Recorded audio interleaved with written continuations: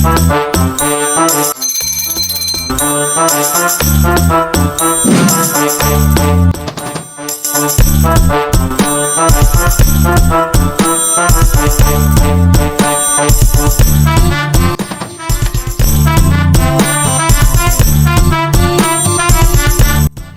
খাবি তো আয়, ঠিকানা ওইখানে।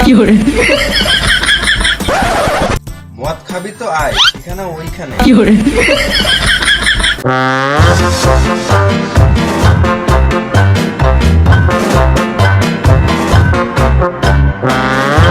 মদ খাবি নাকি? না আমি খাওয়াবো না। তাহলে কে খাওয়াবে?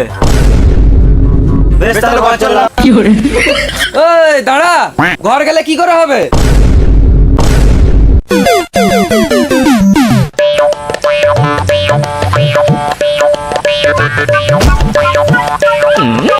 গার জ্বালাস না বেশি। এবারে আমি এবার কি করলাম? ভালোভাবে বলছি, যা এখন বেশি গা জ্বালাস না।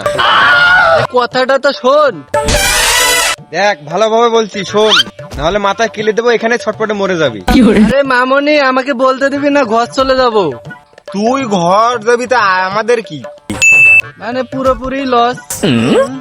মানে আরে মামনি, তোদেরকে তো আমি ডেকেছি। তোকে কি করে বিশ্বাস করব? বিশ্বাস করতে হবে না, গার মারাগা। বল তাহলে কি করে ডাকলি? চিঠি করে। এ তো সত্যি কথা বলছে। তোর কাছে তো আমাদের নাম্বার আছে, তাহলে চিঠি কেন করলি? দেখ, মদ খাওয়ার জন্য যদি তোদেরকে আমি ফোন করতাম তাহলে বাহানা করতি। এই জন্য 2 দিন আগে চিঠি লিখে দিয়েছি। দেখ আজকে তোরা চলে আসছিস। বেশ, আর টাইম নষ্ট করে লাভ নাই। সবাই টাকা দে, মদ নিয়ে আসি। মদ খাইতে আর ভাল লাগছে না, বুঝলি?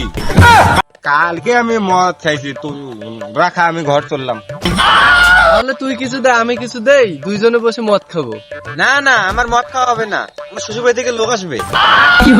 শালা কিপটে সুদাগুলো। বেশ, আমি মদ খাবো। আয়। না না, মদ মদ খেলে হবে না, মদ মাঝে মাঝে খাওয়া ভালো।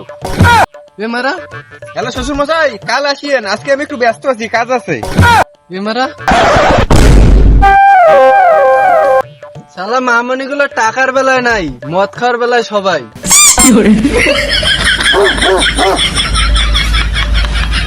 বেশ, তাহলে আমি খাই, তোরা কুকুরের মতো খাবি।